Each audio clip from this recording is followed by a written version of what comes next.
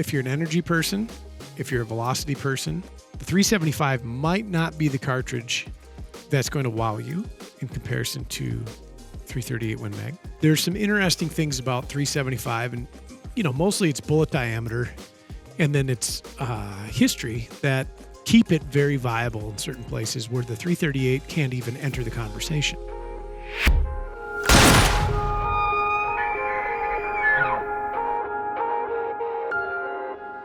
What is up, everybody, and welcome to Cartridge Talks, fully loaded. This is 375 H&H versus 338 Win Mag.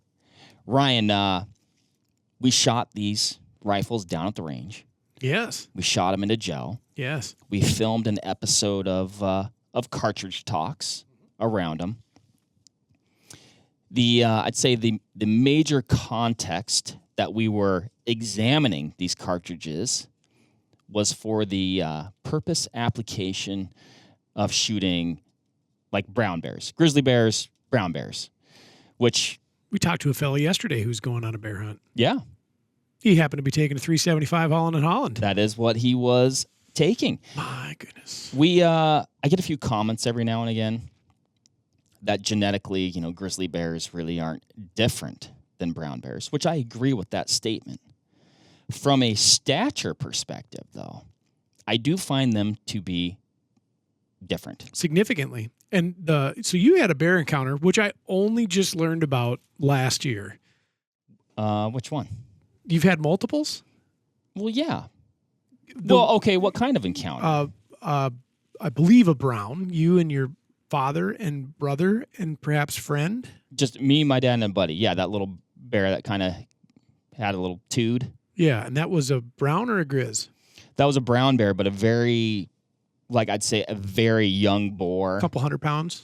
Yeah, I would say just kicked off mom, likely, is how I would probably, I think it was his little first foray on his own. Likely, at least from an up-close perspective, probably some of the first people he'd seen. Sure. If not the first people. What if he just thought, are you my mommy? I don't think that's what he was thinking. Okay. He was looking for snacks? Yeah. Nice. He was coming to eat us. He wasn't attacking. He was like, oh, I heard that. I'm going to run at that sound and I'm going to eat whatever it is. And then when we saw him and yelled at him, many choice words at close range, he just stopped and looked at us with his little beady eyes, didn't run, and was like, I still think I can eat you. And then we kept yelling at him. And then eventually I think he was like, I don't know. Then he went around the corner. We were able to get my dad to a little bit safer, elevated position than he was originally. And then when we went to exit, we were on an old logging road system. And I peeked around the corner, and that son of a gun was peeking right back at me. He'd run just around the corner, just enough to get out of sight, and then was still not quite satisfied that we couldn't be his lunch, which we certainly could have been. And was that the closest call? Probably. I've had some semi-close encounters, while fishing. Just casual, Mark Boardman. Yeah, there was brown bears, the largest apex predator in North America. He was peeking at me. I peeked back. Yeah, I don't love them. Right. And actually some other close encounters hunting other animals in Alaska. I'd say where the bears showed indifference to our presence, but didn't get aggressive. I understand. Indifference to the point, you shoot around behind them in the rocks. They look at you, stop, and then, keep moving on, mosey off and go across the bay, but not with any sense of urgency. So then on bears, a number of people that have killed brown bears and grizzlies, as do I. We've got some mutual friends. Yeah. And we've seen them run the gambit of calibers from small, 308 Winchester, 280, 270, to large, 375 H&H, 416 Remington, 416 Rigby. It seems like, they're not bulletproof. No, I don't think so. Yeah. the idea behind these, though, is like it's gotten danger close. Danger close, or, you're going into this deal knowing what you're chasing, and, an insurance policy is never a bad idea. Certainly not. And I think both of these cartridges give a person that. Now, I also want to say, though, Ryan, at the end of the video cartridge talks episode, if you will, I guess spoiler alert for me if you haven't watched it, but I was like, between the two, all things considered, I'm picking the 375. And this might be give a person a reason to watch the podcast episode. This one here. The follow-up that we do to these, because I'm not going to recant anything I've said about the 375, because that still holds true in my mind. You have additional considerations. I have additional considerations. Not trepidation. Not trepidation. As well as maybe speaking to these cartridges a little bit outside of that singular application, talking about versatility, where actually, depending on where you are in the world, I think they're going to have versatility. One will be better in one place for a certain application. One will be better in a different. I understand place what for you're the saying. application. And I'm reminded, Mark. I'm playing ahead here. 9 versus 10. Yeah, because I walked into that with a preconceived notion. I walked out of that not convinced one way or the other. I felt as if both are viable, but things were different. Yes. Okay.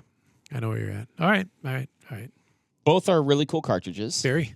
375 H&H, been around a while, 1912. Long time. 338, not a fast follow, in 1958, I believe.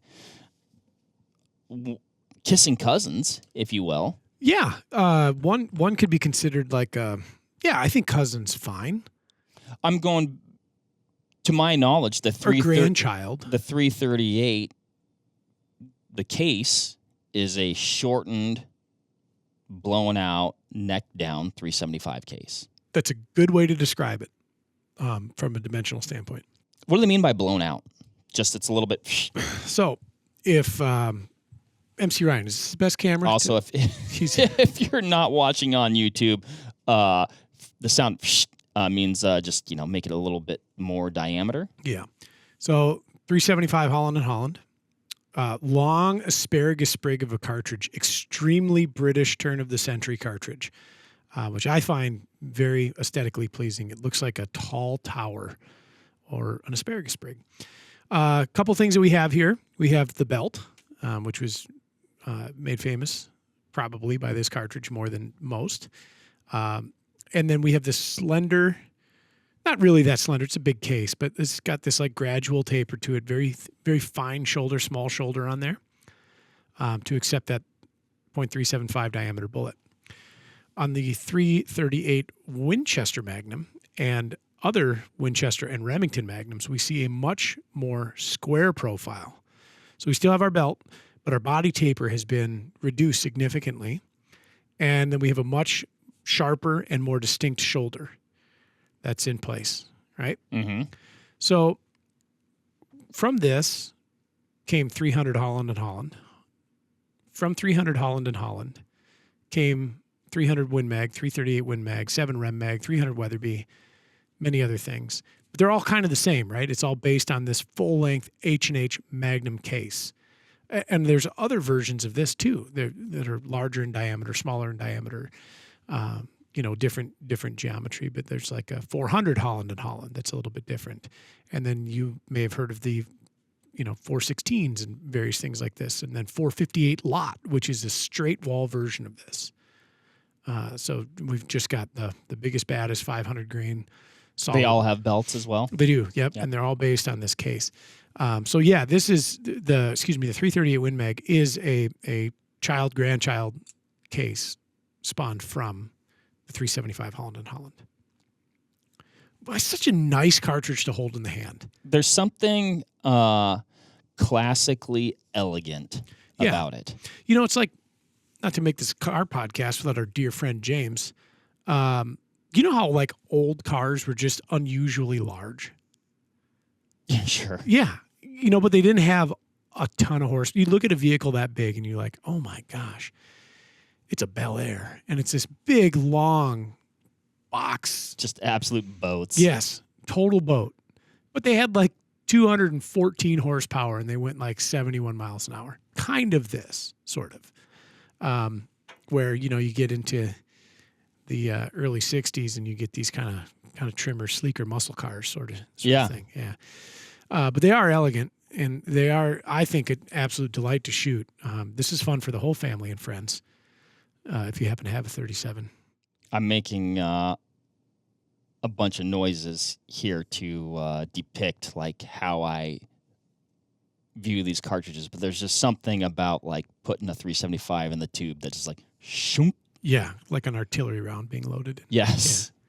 Yeah. They do feed very nicely into internal box magazines. It's always very authoritative feeling. You thumb that big cartridge on this. Yeah. But well, speaking of feeding too, I mean, is there an advantage to that profile? I mean, it looks like it just goes right in. Yep. I think a lot of people, the square bridge Mauser shooters would talk very highly of the slick feeding profile of the 375 Holland & Holland. So if you were shooting either, 98 Mauser, large board Mauser, or, a Husqvarna or a CZ, something of the sort, a lot of people would talk very favorably about that case profile being a great cartridge to feed. Others will lament the belt as a potential risk while feeding. And to date, I've had one belt-related misfeed. What happened? I can't say for sure that it was the belt. It was a hilarious morning. We were hunting mule deer, my hunting partner and I, and he used to shoot a 300 Weatherby a lot. And we come up on this nice buck. He's probably 3-year-old buck, and I'm like, I'll kill him. And we were like on top of a cliff, and I can't overstate cliff as the topographical feature that we were on. And this buck was at the very bottom of it. It wasn't super high. It was maybe 300 feet or so, 250. That was a big cliff, but it wasn't like... That's pretty high. Yeah, but it wasn't like a, big western mountain cliff where you'd fall 1,000 feet to your demise and they never find you. It was a big cliff. And I mean, like, I think they say like 30 feet is kind of like the point of no return if you fall. So sure, big cliff, but not huge. I'm sure there's exceptions to this. I know people have fallen from greater heights. Yeah, and so we're glassing out all morning, not a deer in sight. And then we just happen to look down. There's this buck at the bottom of the cliff, and so I had to get into a position, and then I was like legitimately hanging kind of over the edge, and I don't know if it was the excitement of it all or the fear of the rifle. You're being held by your ankles? No, it wasn't totally vertical. There was an angle. He wasn't directly at it. He was maybe, 40 yards, 60 yards out from the face. So I was still on it, but it wasn't a level shot. And I fired the weapon and I missed very clean. And I think I wasn't taking into consideration anything that one should. I was much younger, way less experienced when shooting at high angles. And so I cycled the gun out, and on the... I imagine he was surprised by the shot. He did not move a millimeter. His ear did not twitch. He came through the recoil sequence, and I expected to hear thud, and instead heard just nothing. And then I came back into the gun, and I was like, oh, you're still there. And he's just still looking up, like, what are you doing? And so I go to strip the round and put another one in. And whether it was the belt or whether it was my unusual position and trying to cycle a bolt up instead of back, I short stroked it to the point that the 300 Weatherby is a full length H&H case. The next round got hooked in a weird way on that belt. Oh, wow. And then got kind of jammed up on the feed ramp and then like rendered me inoperable. And I'm sitting there, I'm like, come on, bag of sand. And I didn't think to just drop the floor plate, dump my cartridges out, grab one, throw it in and go. I just kind of like rolled over and submitted to the situation. And my hunting partner like looks at me, like spoken word too, like, what are you doing? I'm like, I don't know, man, I'm done. And then he just shot that deer and it was dead. And that was fine. And then he laughed at me because I think he was shooting it. In fact, I'm 99.99% positive he was shooting a 270. And he goes, yeah, there you go. Stupid belt getting in the way. Belt and Magnum, belt. I ate my lunch. We found a 40 grain CCI mini mag hollow point in the neck of that deer while we were caping it out. Wild. Yeah, it had gone completely through the neck and was on the underside of the hide. It had been covered in lipid tissue and had been there a while. I think that one might have been too close to the highway and somebody was looking for some sustenance perhaps. But that was that. That was my only belt-related failure. We shoot a lot of 300 Win Mag down in the range for range certification program, and a lot. Like we burned a gun down and got another one. Never had a belt failure there. I think the new magazines are better than maybe the old magazines. Their geometry is such that the cases nestle in there correctly. The followers are appropriate so that they're guiding the rounds up correctly, and maybe this was a thing that had or used to happen at one point in time and then now no longer does because... I was going to say, it's not something I hear commonly, like, look out for this. Yeah, no, but it's stuck. It's like that belt that'll get you killed in the wrong situation. In the streets. That's right. There's a lot of belted magnums that end up in dangerous game country. Mm-hmm. And to this day, very popular. 375 Holland & Holland, wildly popular cartridge. Yeah, even at least in North America, 300 Win Mag. Yeah. Yeah, correct. Lots of folks toting those around. Lots. I've done it. Yeah. Not what we're talking about, No. but when you kind of conceded defeat in that moment. What are you doing? I don't know. Very different, but I think a similar emotion at the time. Jim and I were turkey hunting, and he had just shot this gobbler, and I had my turkey vest on, and it had a full-size decoy in the back. So I went to go crawl under this fence, and then my turkey vest got hung up, and I was just twisted up and hung up 7 ways from Sunday. And Jim is watching this. He was already on the other side of the fence. He probably just jumped over it, as he does. Yeah. Very athletic. He actually did go under, but he was a little bit more streamlined. Yeah, and he is. Yeah, and he just hears me I just go... I think we maybe even told the story in the podcast before. And I'm just like, you know what? Leave me here. This is a mess. Leave me here. I guarantee this turkey is done. And I can't remember exactly when he came over. He assisted. I think maybe he undid, a few clips on the turkey. But whatever it was, I was able to slither my way out of it. And by gall, that turkey was still there. He was very preoccupied with the bird that Jim had killed and wasn't even paying attention to us. So once I realized that, I was like, oh, gosh. And then I just kind of shimmied up, and then I shot him too, and we got a beautiful double. Turkeys are a far cry from brown bears, though. It's true. They're the same as elk, though. One will kill you, and one will get you killed. I might get killed in the streets by people after they listen to me saying that turkeys are the same as elk. I don't think that they're the same. I do think there are some parallels when you call them. 375, phenomenal cartridge. Ballistically, what are we looking at with this thing? They're very well matched. And there's some caveats to that, right? So if you're an energy person, if you're a velocity person, the 375 might not be the cartridge that's going to wow you in comparison to 338 Win Mag. It might wow you in regards to the average grain weight of bullet, you're True. pushing. Yeah, 200 and which I think is where it does have an advantage in some places. 250 on up. 250 to 3 is probably what we your see average. Your average. Yep. Can do some other things. Absolutely can. But the two cartridges themselves, it is pretty interesting. When you look at the 338 on paper, you'd say like, oh, that was the modern replacement for the 375. Yes. Yeah, it's a really, really good way to look at it. Anything the 375 can do, the 338 can as well, sometimes better.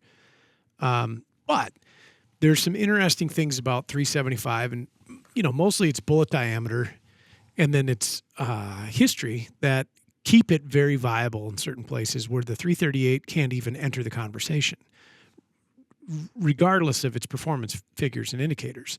This is something that I was very much going to bring up during this discussion. So there are places we'll just pick on Africa, for instance, where a 375 is your minimum for, or considered a minimum or legally a minimum for hunting dangerous game. So elephants, lions, rhinos, leopards.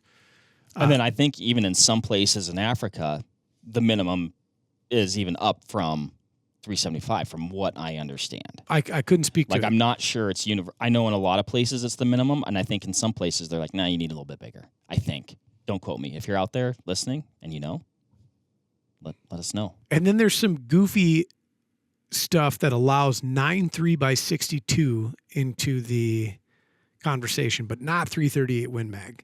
Yeah, that one just kind of got grandfathered in. Yeah. Like, hey, come on. And what's weird about that is like 9.3 by 62 is well matched with 35 Whalen. And 338 Win Mag steamrolls it. Or can steamroll it. So we're getting to the point of the conversation where mentally I flip-flopped, Ryan. Sure. Not entirely, but some. You got transfixed by energy. Transfixed by energy, and also I think previously I was a little bit transfixed by some of the what I would call like the nostalgia, the romance of the 375. Yeah. Its little honey potion was whispering in my ear. It's like a kind British butler that takes care of Batman. Right. Yeah. Great accent. Does a lot of cool things, offers great advice. There's probably a better housekeeper out there. Could be. Yeah, and I don't think that's wrong either, because I'm in the same boat. Like 338 Win Mag's always been an impressive cartridge to me. It's always been one that I've never found a hole for. Right. And for no good reason other than like I can say out loud like, wow, I don't really hunt things big enough to necessarily warrant its use. And then the conversation in my head goes, there's this other great 33 caliber cartridge called 340 Weatherby, which is just brilliant. And then there's modern affairs like 33 Nosler that is a really cool cartridge. And then there's really, really cool cartridges like 338 RCM that gets no love whatsoever. There's a lead balloon.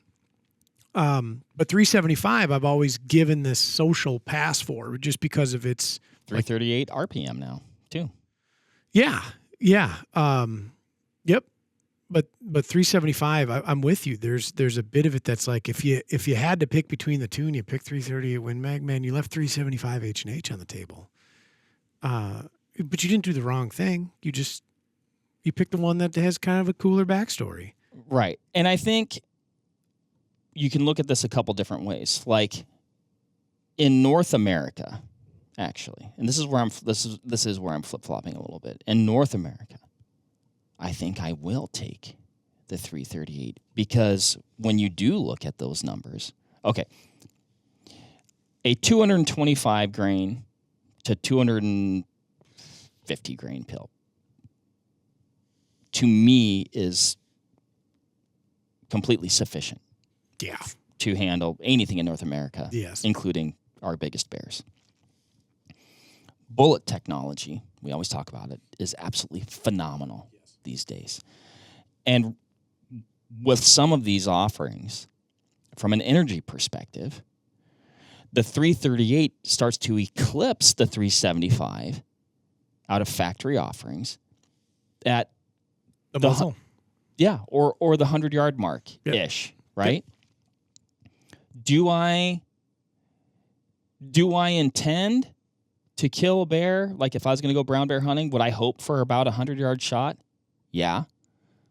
I don't think I think 100 yards is a nice little comfort zone. That's fine. Right? Give you time to tie your shoes if he decided he was coming for you. Right. Yeah. Like a nice distance to give him pretty much all the gas, but like you said, you're a little bit of cushion there. You could get a little bit further shot. Sure. I think. You know, I'm sure brown bears have been taking that greater distances than 100 yards. Certainly. And then when I look at a versatility component, it's flat, it's faster, it's flatter, it bucks the wind a little bit better for a broader appeal when you expand it to, elk, moose, deer. I just think it's going to do everything you need it to do. And better. Yeah. And I agree. I do. Going back to what you were talking about with, the Africa component. Yes, like there are it's a non-starter. Yep. Right? If you want to hunt certain critters, they're like, yeah, 338 Win Mag, not enough. But also, is that due in part to what was kind of enamoring me with the 375 of the nostalgia, the tradition, the romance. This is how we've always done things. Like, is making the 375 the minimum the equivalent of hunting in your tweeds in Scotland because that's just what you're supposed to do and that's how we do it? Maybe, but frontal diameter plays a part too. It's a larger projectile. It displaces more material. It has more mass. Does sectional density come into play at all with our modern projectiles that we're shooting these days? Not as much as it used to. And I think a really similar comparison could be made to, just to scale this up, to some of like the older Nitro Express cartridges. And, they offered a physically larger structure, the bullet, its mass. Their launch velocities were anemic. And then when we went to nitro, not nitro, but like belted magnums, shouldered magnums, smaller bore diameters, significant increase in velocity, going from 2,100 feet per second to 2,600 feet per second. A lot of the savvy shooters remarked on the tangible, visible difference on impact with that critter. Like the stopping rifle, a big double gun in 450, 400 or 470 or 450 straight. Very effective. Fast follow-up shot was nice to have, but the 375, for instance, or whatever, pick your belted safari cartridge, was wickedly effective too. Wickedly effective. And with a good bullet, even more so. It wasn't now just this lumbering oaf of a projectile that's not really doing anything. It had some gas behind it, hydrostatic shock, which I believe in, comes into play and starts taking over some of the terminal duties. And then 338 Win Mag is akin to what the 375 was to some of those old nitros. Fast, flat, hits, liquefies tissue, sends shockwave through the central nervous system, disrupts a lot of the wiring that goes on. So I mean, everything that you're saying, I think is absolutely logical and makes a lot of sense. And, for the varied terrain, like you've hunted elk a fair amount. You've hunted elk in timber. You've hunted elk in spots that were vast and that could have warranted a long shot. You might have a combo tag in a state that allows you elk and mule deer. You've taken mule deer in states that have elk at long distances. And so if you were to, be selective with your projectile profile and mass and say a 338 Win Mag, you have undoubtedly a better long range solution. Wind drift, drop, energy on target, retained velocity, etc. 338 Win Mag will definitely pull ahead there for certain. Mm-hmm. You just can't go shoot Cape Buffalo with it. And But here's what I wonder. And I've never hunted Africa. I've never seen or been close to a Cape buffalo. I've never shot one, never seen one, whatever, right? All the things. So speaking, I guess, somewhat out of turn, but also not speaking out of turn because it's a question. If there was like an experiment done where they were shooting Cape buffalo, we'll say a similar distance, similar shot angle, and somebody was shooting a 375 and somebody was shooting a 338 with an appropriate bullet. Mm-hmm. Would there be a difference? Would there be a difference? Does the conversation change? I don't think there'd be much of a difference. I mean, honestly, my buddy Logan killed a buffalo with a Cape buffalo with a bow last year. I mean, dumped him, hit him, and he was dead in 40 yards. Wow. Yeah. Shot a giraffe, dead, with a bow. And it's everything that you would have seen on a whitetail, just larger critter, right? But right arrow, right place, right? And I think the same thing holds true, like right bullet, right place. When you get into like the very deep penetrating solids, because they just don't really exist in 338 Win Mag. Sure. Like there's my caveat, right? If you put a big solid in a 375 H&H and you get enough gas going behind it and it's a well-placed shot, like it's going to do things differently. Like it can break a significant amount of bone and not get caught. But it's got mass and profile going for it. And you just maybe don't have that option in a 338 bore diameter because it's not wildly accepted as a thing that you would do. Well, why it's not accepted, and why would a manufacturer be like, oh, you know what we need to make is some of these that people can't use? Correct. Correct. But I think if you let's pick on the E-tips, for instance. If you were to take these two and you were to have that, broadside shot behind the shoulder and you shoot a Cape buffalo with it, and we're targeting heart lungs, just like everything else. Maybe trying to hit the off shoulder and break it. I think both of those end up with the same result. Yeah. Yeah. I mean, that's where my head goes to. Yeah, I don't see how it wouldn't. And maybe you even have a little bit of an edge with a 338 because of its smaller frontal area, being able to push through more material without being caught. The mass isn't terribly different. On the E-tips that we tested, it's 225 grains for 338, 260 for 375. So you just can't, unfortunately. Yeah. When I think of a 375, I think for my entire life, I'm like, oh, yeah, you'd want to shoot the 300 grainers because why not, right? But then I think about, well, the trade-off in velocity. Yep, which is significant. So 300 grain AccuBond, 2400 is what the box posted velocity is. The 260 E-tip, 2700. So that's pretty wild to think about, So it's in 308 muzzle velocity territory, odd 6 muzzle velocity territory with a lot of mass. What's interesting to me, too, when I think about a velocity discrepancy there, for me, like 2,700 to 3,000 feet per second is less big a deal than 27 to 24. Sure. You know what I mean? Oh yeah, I do. I know what you're shaking at there. Yeah. Should we talk about the gels that we have on the table? Yeah. So these are the 338, both of these that you can see on YouTube. He's got a knife. 338 E-tip is the top.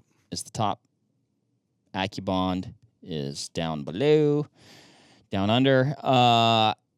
Both 225 grainers. Yep. And I think both did really well. I think exactly what we thought they were going to do. Yeah. That E-tip, man.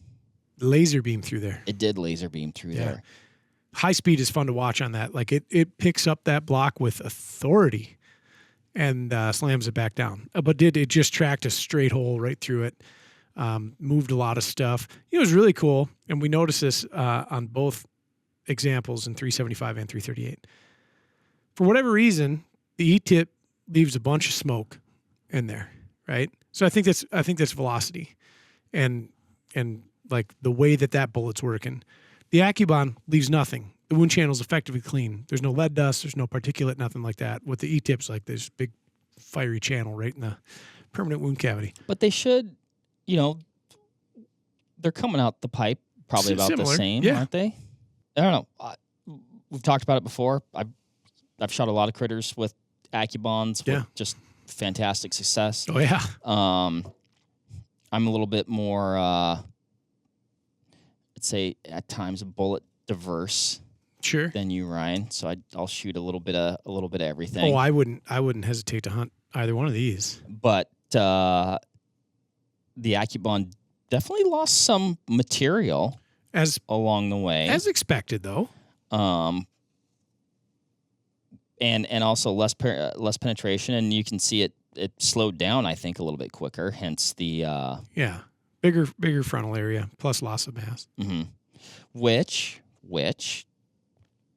depending could be an asset. Yes, depending on the shot.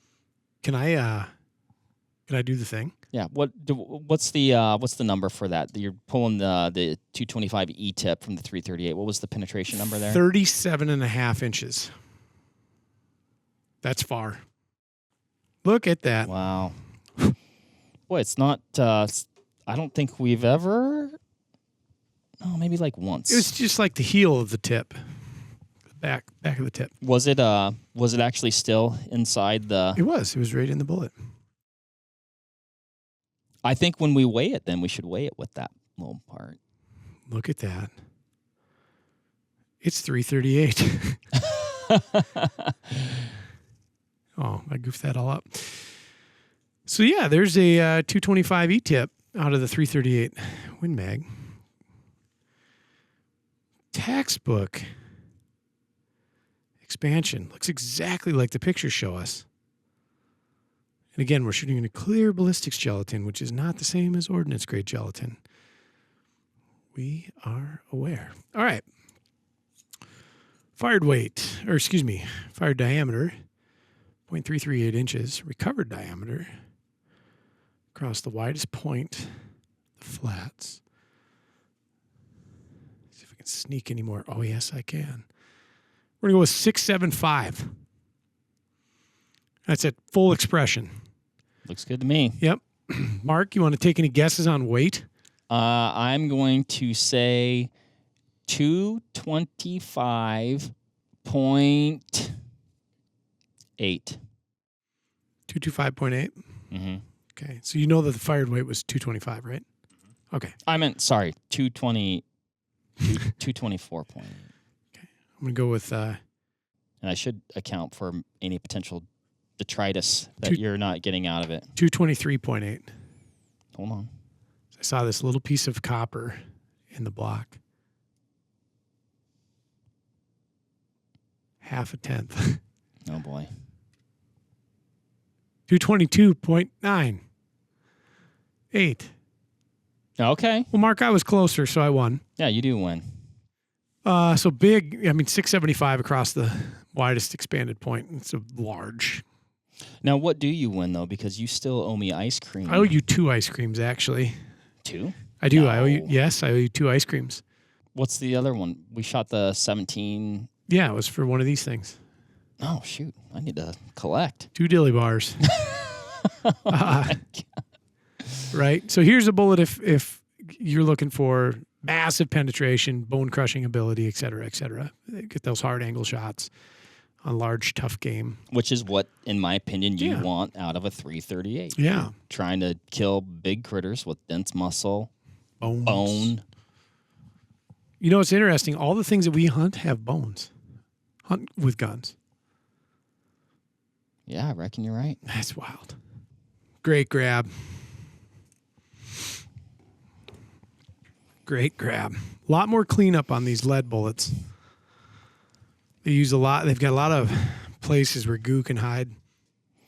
Well, and as we often see, the little bit less uniform expansion, little bit of a dipsy-do downturn, and I think it was facing rearward. Yes, almost hadn't gone to full inversion, which I don't think matters a whole lot. Nope. Honestly, if at all.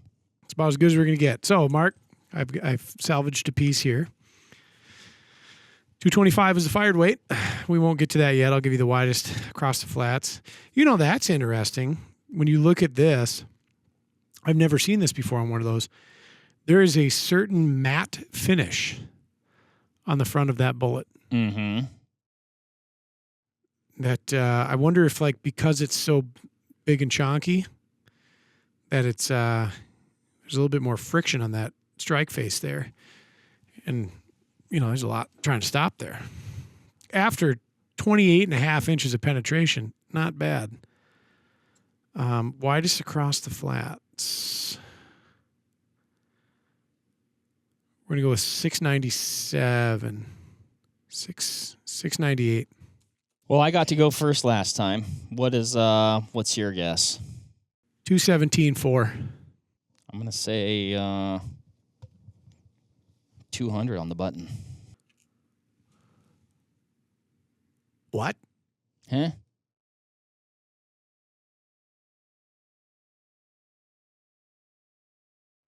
That in itself is 1.2 grains. No kidding. 151.2. Interesting. I'm shocked. I don't know where the rest of that landed, where it went. It's not in here. Apparently, I mean, there's, you know. I can't see it from here. I didn't go up there. There was definitely some material loss. No, you can see it right up there. There's quite a bit. Foolish me for not getting up and standing. Okay. I still didn't think it was that much. No. Though. You know, we peeled off about 75 grains from that thing, which is pretty wild to think about. It's like we lost one Hornady ELD or BTHP, 75 grain BTHP from a 22 caliber centerfire bullet. But nonetheless, wickedly effective. Great permanent wound channel. It's quite wide, in fact. And then you got your secondaries coming out there. Very quick deployment. And otherwise, actually tracked really good. I mean, usually when we're shooting the cup and core designs, whether they're standard cup and core or bonded cup and core, you see a somewhat predictable path where they're going to get to the end of their I've got gas left range and then start to dive or dip. Any advantage to some of that more going on? Oh, I think so. You know, when you think about just like that poof of small projectiles. Yep, I think so. I mean, and we've likely in the, you know, like consider a broadside shot or something like that. And we've seen that in necropsy that we've done. I mean, you open up that critter and there's a lot that got mangled up, right? You know, one, I think the shooter picks to target structure. One, I think the shooter picks for especially that heart-lung shot. Yeah, for sure. Or like a frontal, you know, when you're not running into a bunch of bone. But, you know, I think either would. Yeah, I think at the end of the day, either. You killed a large bull elk with an AccuBond 2 years ago, I believe. And it worked. It did. That was a 190 ABLR. Yeah, so softer yet than even the standard AccuBond. But took a couple, you know what I mean? Like he went 10 yards. I don't know. It's tough to say. He went 10 yards, laid down. I hit him a little. I didn't hit him guts back, but I think just kind of just inside the diaphragm type back, probably quartering away. Yep. And you had mentioned something to me that has stuck in my head since day one. So that elk was probably feeding most of the night. And he was eating anything he could browse on, whether that was tips of twigs and branches and grasses, dense fibrous tissue or stuff inside of his guts. And maybe you did, maybe you didn't hit the stomach. He went 10 yards. If there's one thing that I've learned about Mark is if the critter's still standing and Mark still has ammo, he does not want to go look for it in a deep, dark hole. He's going to kill it where it stands or is close to. That is my general goal. Yeah. I don't like when they're still standing. Yes. So maybe you didn't even need that follow-up shot. I think eventually if we left him alone, he likely dies there. Yeah. You're not that kind of person. No. And also with that shot, it's like, well, how was he bleeding? If he does get up and even goes 50 yards and goes crawls into some hole and you don't have a good lead. I don't know. I hear you. Cool stuff, though. Yeah. I think both of those would kill an elk, moose, bear, deer, certainly a pronghorn. Well, and we should also caveat the elk that we're talking about. That was a 300 short mag. Yep. So, yeah. Different animal than what we're talking about here. Great bullet technology either way. Yeah. Shall we look at the 375? Momentarily, we will pause this production. We're back. Blacked out there for a second. A lot of lifting. Yeah. These blocks are 110 pounds. And warbly. There's not a lot of rigidity there. No. Yeah. Somewhat awkward. Like us. Yes. 375 Holland and Holland 100-yard gel results. Did we cover earlier, Ryan, that we shot these at 20 and 100 yards, but the penetration numbers were nearly identical? Yeah, within inches or inch. Yeah. Yeah. Which Nothing looked different. I know it's like not that big of a difference of range when you think about it. Difference of 80 yards, right? Well, you lose velocity a lot quicker than I think maybe you think. Right. So, but I liked that, though. Yeah. I was like, oh, okay, cool. The point of that is what happens at, 20 yards. Does an E-tip go right through that block? Or does the AccuBond blow apart? No. Right. And also, I guess those are ranges.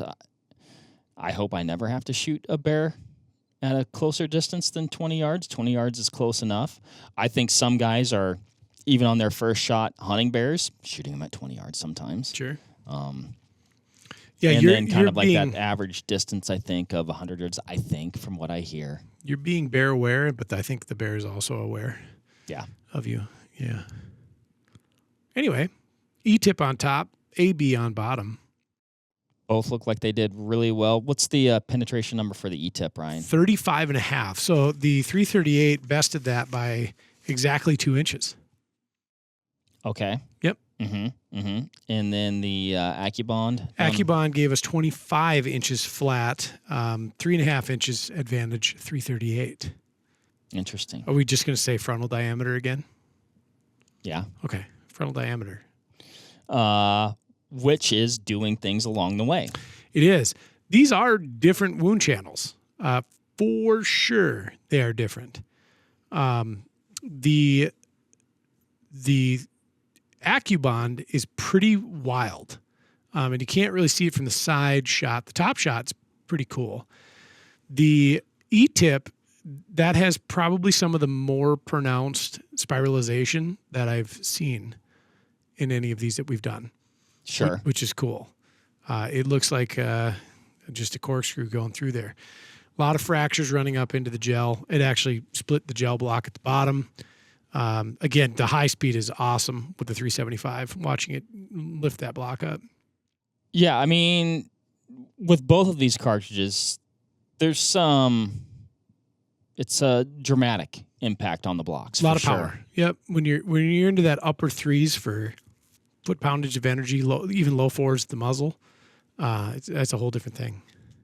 The E-tip was a 260 grainer. 260. And then the AccuBond was a 300 grainer to start. Just for fun, I want to look at the MV on the E-tip. As we recorded that, actually, on the Garmin. The box posted velocity is 27. 2750. Okay. Yep. So that's fast, man. At 50 yards, we're still over 4,000 foot-pounds of of energy at that. So that's a lot of snooze. Yeah. Yeah. Well, we'll get to that because we'll talk about the AB, and then we're going to go back to, you'd ask a question earlier about energy. Okay. We'll go back to energy when we get to the AB. Okay. Okay. Extraction? I'll do it. That is a chunk. So that's a 300 grain E-tip. Or excuse me, 260 E-tip. I just wanted to look at this thing real quick. Golly. Now, I will say, though, Ryan, 260 versus 225. and also a broader, frontal diameter. When I compare the permanent wound cavity, the 338 actually, I'm going off memory a little bit now because I don't have it right in front of me. Seems-ish bigger. Yes. Yeah, maybe. Boy, I can't argue with what that looks like, though. Nope. That's a big chunk. Or what it feels like. I mean, it's got some heft to it. 770 at the widest point. It's over 3/4 of an inch in diameter. Mark, the fired weight was 260 grains. Care to wager a guess? I'm going to say 258. I'm going to say 258.1. Mark wins. 257.6. Big tip on that thing. Should have weighed it, right? But this is cool. So the 338 Win Mag, for contrast, in expanded diameter, I think this camera is probably the best. Is that the best camera for that? One thing I notice is, and this is probably like the individual bullet and the geometry of the 375 literally hit the bottom of its cavity. The 338 still had some to go and didn't quite make full expression. So that's cool. Maybe that's a function of mass. Maybe that's a function of, like I said, that internal geometry and that skiving on the side of the bullet that's giving it that scored mark to tear. Maybe that's a function of once that rascal really opens up, it grabs all that stuff and peels it back.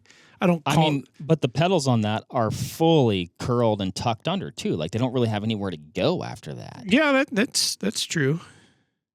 And then can I see the 375? I almost just think it's like the geometry of the bullet or something.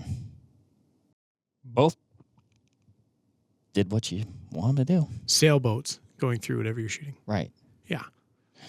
I will say, though, I wasn't expecting, for some reason, I don't know why, the 375 to... That's a big chunk. It just is a big chunk. So if you were going to shoot an expanding, deep penetrating bullet at something, there's a fine candidate for it. Mm-hmm. I've talked to some guys that have hunted... I don't know anybody who's killed like a buffalo with an E-tip that I'm aware of, but like similar bullet, a Hornady GMX. Okay. And the Barnes TSXs. So, monolithic, similar weight, 250 to 300 grain, and just pile drive them. I want to say that I think Paul Neese, he killed his buff with the 375 Ruger and the GMX. Okay. I think so. I don't think he had... Do you know how that went down for him as far as like... It wasn't a boom flop, but it was a boom short distance drop. One shot? Yes. Yeah. He had quite a distance. He had kind of a neat perch, and it was across like the swale sort of thing. It was over 100 yards, and he just took the heart-long approach and dumped it. Big buffalo, too. That one's downstairs, actually. It's a really cool buffalo to look at. Yeah, and he said it was wildly effective. I'm mostly positive that was a GMX that he was shooting at it. Okay. So really similar bullet technology, gilding metal, monolithic, expanding. I think he said it was great blood, on the impact site. And I don't know that it's a substitute for a solid, but it does solid-like things with soft point-like characteristics. Right. So, that's a fine candidate. It's a nice blend. Yeah. To load up. Shall we get this AccuBond out? We shall. What do you suppose the best angle attack is? It kind of looks like it's from the top. Oh, it's still heavy. It is still heavy. What's cool? Look at the color change on that bullet. Yeah. It's almost like it was annealed or tempered differently. Yeah, it looks like it's got a patina to it in some spots. Let me give you a little ice picking here. Take out some of that extra. Which, again, we've determined this gel weighs next to nothing. It really does. It's kind of... now it's just like a mental component. Deceiving, because I'm going to, take this big chunk that we have here. Like that giant chunk. 6 grains. Yeah, 5.8. Yeah, that kind of annealing that's going on there is interesting, and I wonder again if that has to do with heat. So that's cool. So Mark, 300 grain launch weight. Oh, excuse me, I'm getting ahead of my horses here.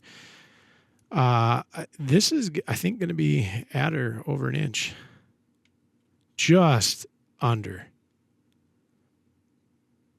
Across the flat. Like you said, a sailboat. That's doing things. It's about 980. Oh my God. That's a significant piece of material moving through a thing. So 300 fired weight, 980 across flats. Your prediction, sir? 350. That's more. I meant 250. Okay, 250. I'm going to go with 262.5. 277.3. You know what really bothers me? I was approximating the weight of what I think was shed, and I came up with a number of 25. Subtract 25 from the fired weight because that's about what it looks like. But then you were going off the other one. Yeah, and then I was like, no, certainly there's more. If I would have said 25, I would have been within 2 grains. I did the same thing. I was like, whatever I think, double it. What an idiot. I don't think you'd have any problems shooting a Cape Buffalo with that either. And certainly not a bear. Okay. What's on your mind? Here's Mark? where I go back and forth mentally. Yeah. 30 seconds ago, whatever. I'm like, 338 will do anything a 375 will do. Now I look at these bullets that we've recovered. I'm like, look at those things. Well, okay. Let me ask you this: Have you ever killed a deer with a 12 gauge slug? Have not. Okay. So I grew up in slug country, and you shot slugs at deer, and most of those things are launching out of the barrel at a 1/2 to 3/4 of an inch diameter, close to that, full bore slug, close to 3/4 of an inch. And your expectation, I think, when you're shooting something that large is that you just pick that thing up off the ground and throw it. I have followed up on more deer hit squarely with a slug than I have a rifle. And I realize there's a lot of polarity in this, right? Because like a rifled slug might be leaving a slug's bore at 1,600 feet per second. Might be. And 308 is leaving 1,000 feet per second faster than that. So there's a big difference there, big contrast. But it doesn't necessarily mean that the giant chunk of lead is the better mousetrap. Right. Same thing with muzzleloaders. I know you've killed deer with muzzleloaders. Well, that's what I was just about to bring up. It's somewhat of a muzzleloader effect or similar with a slug. And then I also wonder, I look at that, when I look at that 375, I'm like, I can't argue with that. But then I also think, and then I look at the permanent wound cavity and the amount of penetration. I'm like, I can't argue with that. True. And I think a 12 gauge slug would also penetrate very deeply. Right. But then I also think of, what you might see as an end result. Yeah, speed does kill too. And if you have like a super tough bullet out of a 375, let's say it's a 300 grainer and it's a tough bullet going 2,400 feet per second. I'm saying even like tougher than this AccuBond, right? What's the effect going to be? I don't know. I think once you hit that velocity band, so the 375 and the 338 were within 15 feet per second of each other at launch in the E-tip loadings. So 2750 and 2765. 15 foot per second advantage, 338. Not a lot. No. Now your 338 is going to have a higher ballistic coefficient. It's slipperier. It'll be a better long-range tool. But your 375's got more energy, more mass, larger frontal area, more displacement of tissue. In that loading. Yeah. I don't know. I think I'm with you though on the initial synopsis, the early on discussion. Like Is 338 actually the better tool for the North American hunter? And I think I agree with you wholeheartedly. I think handedly yes. Knowing that you can bullet down, and I'm just going to throw this out there, not because it's somewhat of a fictitious fairy tale land thing that I've got going on, but let's say you had a gun, and let's say it was your grandfather's Winchester Model 70 Alaskan 338 Win Mag. It was your gun, and you're like, you get invited on a pronghorn hunt, and you need a long range solution that's relatively flat shooting. 185 grain Barnes TSX out of a 338 Win Mag, or one of the lighter, slipperier profile bullets in 338 from like Nosler or Hornady. I mean, you're going to be... What would that be, like a 210 probably? Yeah, or lighter. Oh, okay. Yeah. I mean, you're going to be at or over $3,000, and you're going to have quite a fun trajectory. It's going to be a slippery, get there fast situation. And then you go into this brown bear hunt, and you can bullet up to a 225 E-tip or a 225 AB, and you've got a hammer. I mean, an absolute sledgehammer, right? And you can do a little bit of that with a 375. There's less on the light side of things until you get into like a, I'm not going to call it a comical bullet, but a bullet that wouldn't maybe necessarily be appropriate for this kind of thing, like a lighter situation. The 338 opens you up to a bit more versatility there. The 375, though, for the global hunter, the guy or gal who's going to find themselves in Australia hunting benteng and scrub bull and Asiatic water buffalo, and then going to Africa and shooting whatever, and then heading into the Northwest Territories or Alaska to kill a brown bear, you know, your 375 has you covered down. Your 338, though, for the North American hunter, you get a bit more versatility. Good friend of mine, his dad has a BAR in 338. Ooh. His dad is nuts about hunting Northwoods black bears. And I mean, he's kind of a wildcat anyways. He's an over-the-road trucker. He's got, you know, he wears a sleeveless shirt fairly often. And, you know, back when we were in high school, I'm like, Doug, what do you use for black bears? He says 338. I'm like, well, they're not that tough. He goes, nope. He goes, but I generally don't have to follow up, or I generally don't have to track. You know, just a hammer. I mean, you kind of landed where I was going earlier. Like 338, I think, is the more versatile option for a North American hunter. Yeah, I agree with you. But the 375 is the versatile option for the global hunter that might find themselves anywhere, pursuing anything, and in areas where, from a legal perspective, like that's going to be the minimum for what they want to do. And especially because the cartridge is globally so prolific. Mm-hmm. Not that 338 Win Mag isn't popular, because certainly at a time it was, you know, spectacular and premier option. But 375 H&H, I mean, anywhere the British Empire landed, there's going to be 375 H&H. Anywhere there's large creatures, there's going to be 375 H&H.